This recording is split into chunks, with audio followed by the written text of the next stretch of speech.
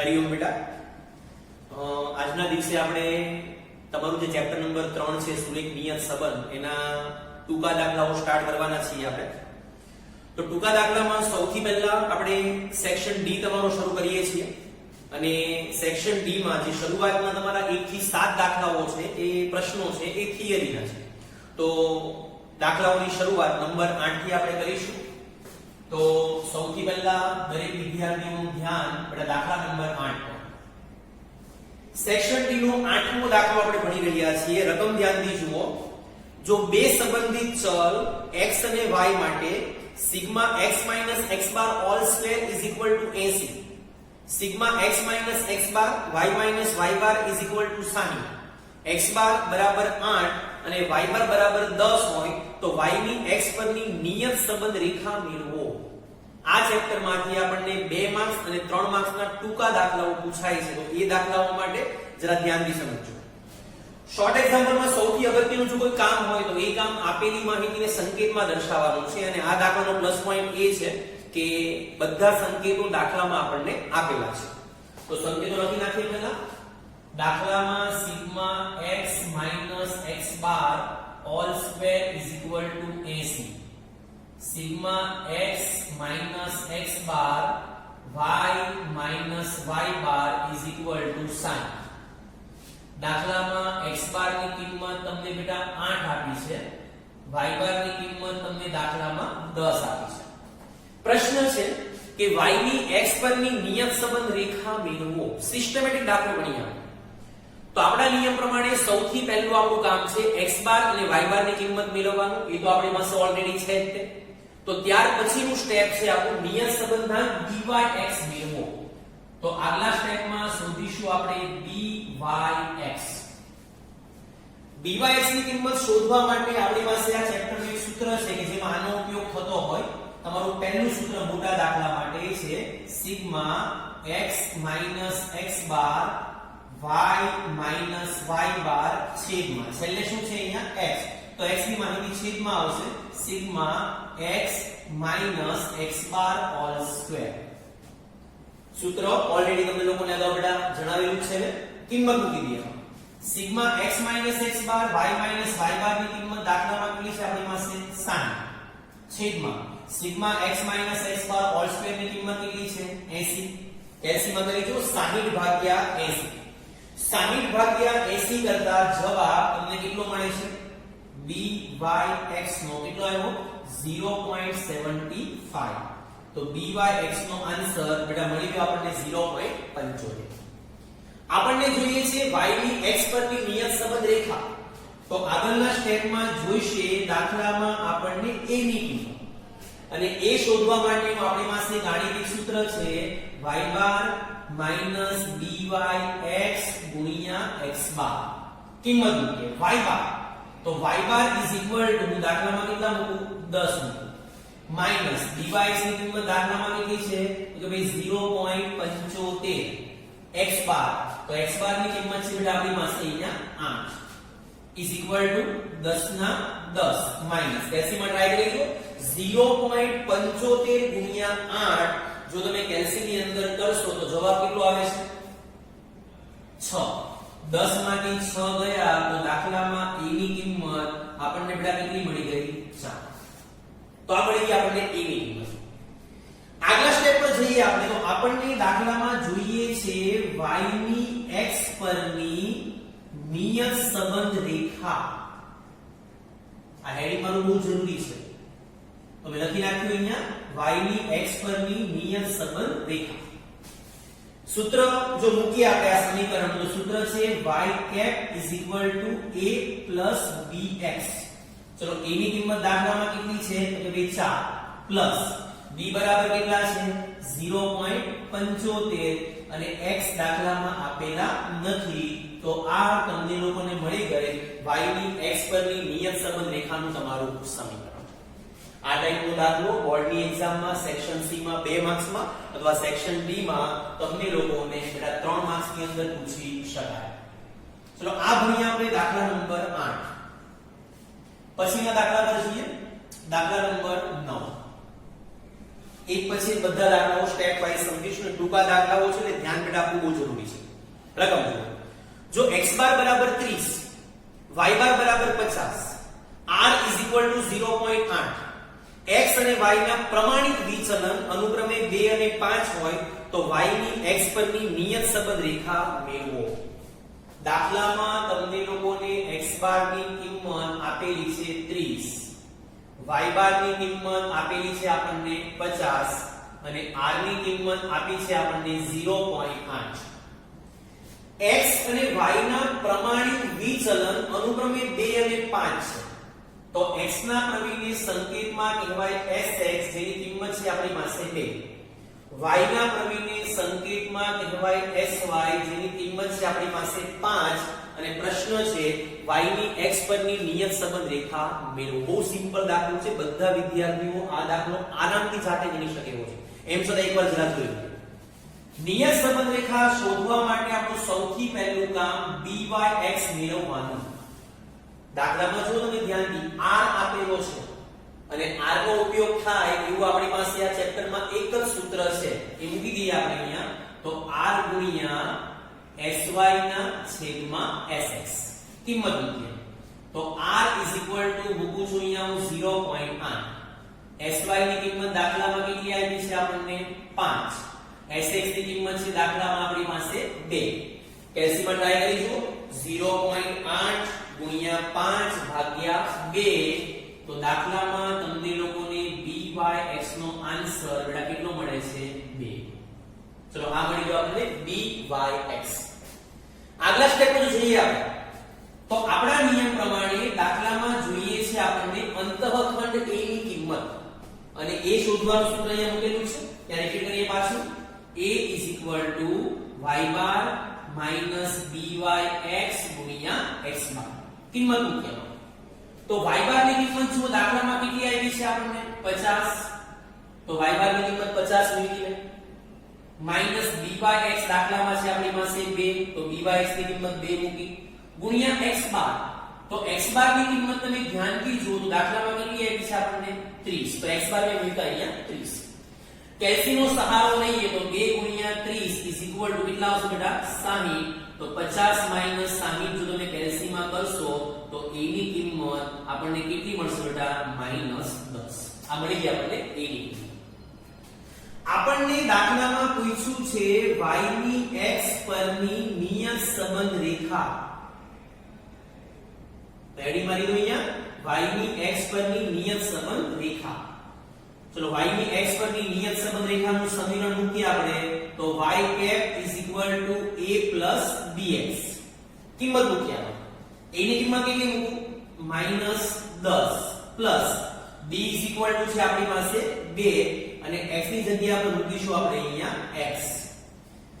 આટલું સમીકરણ મેળવ્યા પછી દાખલામાં એકવાર ચેક કરી લેવાનું કે શું x ની કિંમત આપણને આપી છે તો કે ભાઈ ના x ની કિંમત દાખલામાં આપેલી નથી.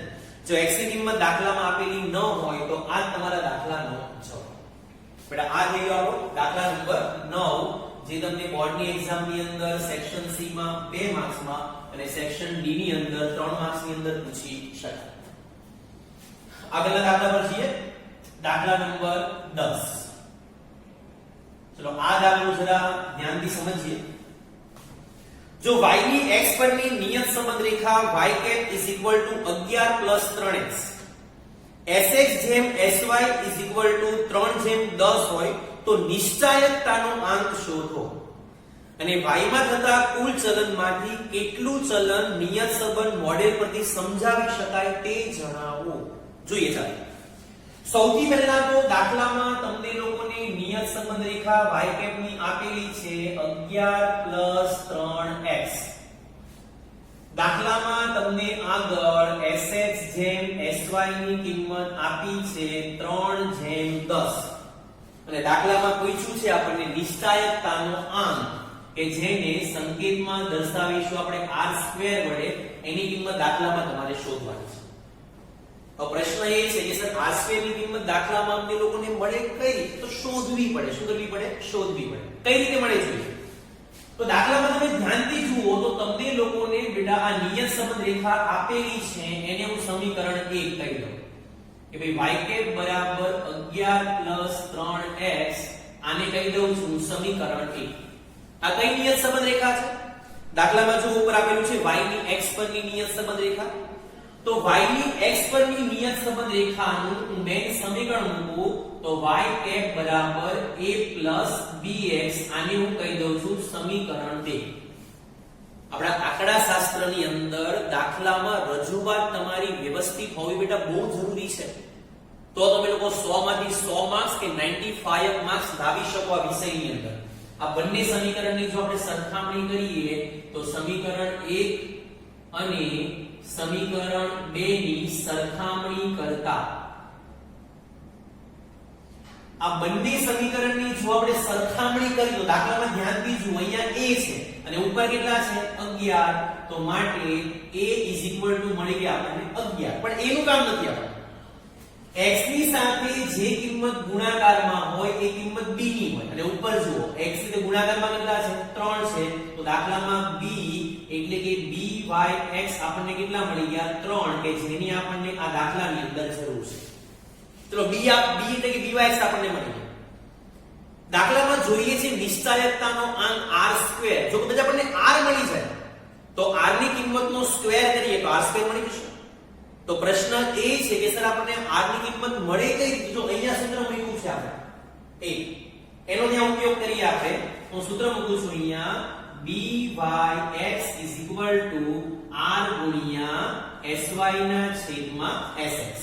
આમાં કિંમત મૂકીએ તો byx કેટલા મૂકું 3 મૂકું, r ની મને શોધવાના છે. હવે sy જેમ sx જોઈએ છે આપણે, તો સર sy જેમ sx કઈ રીતે મળે? sy/sx. તો અહીંયા sx જેમ sy છે એમાં sx ને છેદમાં જવા દઈએ તો શું આવશે? અહીંયા sy/sx આ કિંમત આ બાજુ ગઈ તો પહેલી કિંમત છેદમાં જાય તો અહીંયા આવશે 10/3. આ 10/3 બેઠા અહીંયા મૂકી દઉં તો અહીંયા લખું છું 10/3. આપણે એ કિંમત શોધવાની છે r ની, તો આ 3 ને જવા દઈએ ઉપર તો ગુણાકારમાં અને 10 સામે આવે તો છેદમાં. તો શું આવશે? અહીંયા 3 * 3/10 r માટે r બરાબર 3 * 9, 9/10 માટે r 0.9. પણ દાખલામાં આપણને r ને આપણને r નો સ્ક્વેર પૂછ્યો છે તો એ શોધી લઈએ. દાખલામાં પૂછ્યો છે આપણને નિશ્ચાયકતાનો અંક. હું હેડિંગ મારું છું અહીંયા નિશ્ચાયકતાનો અંક, કે જેને સંકેતમાં કહેવાય r નો સ્ક્વેર. ચલો r ની કિંમત આપણી પાસે કેટલી છે 0.9. એનો શું કરીશું આપણે? સ્ક્વેર = 0.81. કેલ્સીમાં તમે કરશો તો 0.81 તમારો આન્સર આવશે. બેટા આ મને તો નિશ્ચાયકતાનો અંક r². બહુ સિમ્પલ વસ્તુ છે. તો દાખલામાં જો બીજો એક પ્રશ્ન છે કે y માં થતા કુલ ચલનમાંથી કેટલું ચલન નિયત સંબંધ મોડેલ પરથી સમજાવી શકાય? બહુ ધ્યાનથી સમજવા જેવી વસ્તુ છે. ખાસ ધ્યાન રાખજો કે નિશ્ચાયકતાનો અંક r² તમારો જેટલો આવે ને એના ગુણ્યા તમારે 100 કરવાના. એટલા ટકા ચલન તમે લોકો સમજાવી શકો. સર એટલે જોઈએ ચાલો r² કેટલા છે 0.81. કેલ્સીમાં 0.81 લખો ગુણ્યા 100 કરો, ટકાવારી છે 0.81 ગુણ્યા તમે 100 કરો તો જવાબ કેટલો આવશે 81. એનો મતલબ એ થયો કે 81% ચલન તમે લોકો સમજાવી શકો. તો છેલ્લે તમારે આન્સરમાં લખી દેવાનું કે 81% ચલન સમજાવી શકાય. આ વસ્તુ બેટા ખાસ યાદ રાખજો. સેક્શન A માં પણ તમને 1 માર્ક્સ ની અંદર એક આ ટાઈપનો ક્વેશ્ચન પૂછી શકાય. r² ની કિંમત તમારી જેટલી આવે તમે એટલા ટકા ચલન ટૂંકમાં સમજાવી શકો. તો આ થઈ ગયો દાખલા નંબર તમારો 10. 11 અને 13 આ બંને દાખલાના મેઈન તમારે સંકેતો બેટા ધ્યાનથી સમજવાના છે. જો તમને લોકોને સૌથી પહેલા હું દાખલા નંબર 11 સમજાવું તો 11 માં દાખલામાં તમે રકમમાં ધ્યાનથી જુઓ તો બધા પ્રકારની માહિતી દાખલામાં તમને લોકોને આપેલી છે. દાખલામાં સૌથી પહેલા જુઓ તો દાખલામાં n તમને કેટલો આપ્યો છે 7. સિગ્મા u ની કિંમત દાખલામાં છે આપણી પાસે 2. સિગ્મા v ની કિંમત દાખલામાં આવી છે આપણને 25. Sigma u square is equal to આપ્યો છે આપણને 160 અને સિગ્મા યુવી ની કિંમત દાખલામાં આપી છે આપણને 409. y ની x પરની નિયત સંબંધ રેખાનો નિયત સંબંધાંક શોધો. તમારે આખો દાખલો ગણવાનો નથી, ખાલી તમારે શોધવાનો છે નિયત સંબંધાંક એટલે કે byx. તો સર આ પ્રમાણે દાખલામાં સૂત્ર તો એક છે આપણી પાસે. મોટા દાખલા ગણવા માટેનું તમારું ત્રીજા નંબરનું ગાણિતિક સૂત્ર byx n sigma uv minus sigma u ગુણ્યા સિગ્મા v છેદમાં n sigma u square minus sigma u whole square. તમારે આ પ્રમાણે બધી કિંમત મૂકી અને byx ની કિંમત તમારે શોધવાની છે અને એનું અર્થઘટન તમારે બેટા અગાઉ મુજબ કરવાનું છે. તો આ થઈ ગયો તમારો દાખલા નંબર 11. દાખલા નંબર 12 સાઈડ પર મૂકીને દાખલા નંબર 13 ની જો વાત કરીએ, કારણ કે એમાં પણ મેઈન તમારે સંકેતો સમજવાના છે. રકમ જુઓ. એક દ્વિચર માહિતી માટે નીચે મુજબના પરિણામો મળે છે. કોષ્ટકમાં તમે ધ્યાનથી જુઓ તો વિગતમાં x અને y તમને લોકોને આપેલા છે. અવલોકનની સંખ્યા 8 છે. તમને ખબર છે એ પ્રમાણે અવલોકનની સંખ્યાને આપણા સંકેતમાં શું કહેવાય? n. તો દાખલામાં n મળી ગયા આપણને 8. આગળ જુઓ. મધ્યક બંનેમાં 100 અને 100 લખેલા છે. x ના મધ્યકને x બાર કહેવાય, y ના મધ્યકને y બાર કહેવાય. તો x બાર ની કિંમત દાખલામાં તમને કેટલી આપી છે? 100 અને y બાર ની કિંમત પણ દાખલામાં તમને કેટલી આપી છે? 100. આગળ વાંચો. મધ્યકમાંથી લીધેલા વિચલનોના વર્ગોનો સરવાળો 130 અને 145. ચેપ્ટર નંબર 2 માં તમને લોકોને આના સંકેતની સમજ મેં આપેલી છે, યાદ કરો. મધ્યકમાંથી લીધેલા વિચલનોના વર્ગોના સરવાળાને સંકેતમાં કહેવાય સિગ્મા x x બાર હોલ સ્ક્વેર અને સિગ્મા y y બાર હોલ સ્ક્વેર. પહેલી કોલમમાં જો કેટલા આપ્યા છે? 130. આ કિંમતને કહેવાય સિગ્મા x x બાર હોલ સ્ક્વેર અને બીજી કિંમત છે 145, એને કહેવાય સિગ્મા y y બાર હોલ સ્ક્વેર. આગળ. મધ્યકમાંથી લીધેલા વિચલનોના ગુણાકારનો સરવાળો 115. ગુણાકાર એટલે બેનો કરવાનો ગુણાકાર, સ્ક્વેર નથી. એટલે આને કહેવાય sigma x x bar y y bar is equal to દાખલામાં કેટલા આપ્યા છે? 115. અને દાખલામાં તમારે y ની x પરની નિયત સંબંધ રેખા બેટા શોધવાની છે. મતલબ આ સેમ તમારો દાખલો હવે થઈ ગયો. તો દાખલા નંબર 11 અને દાખલા નંબર 13 બધા વિદ્યાર્થીઓએ બેટા ફરજિયાત જાતે ગણવાના છે. હરિઓમ.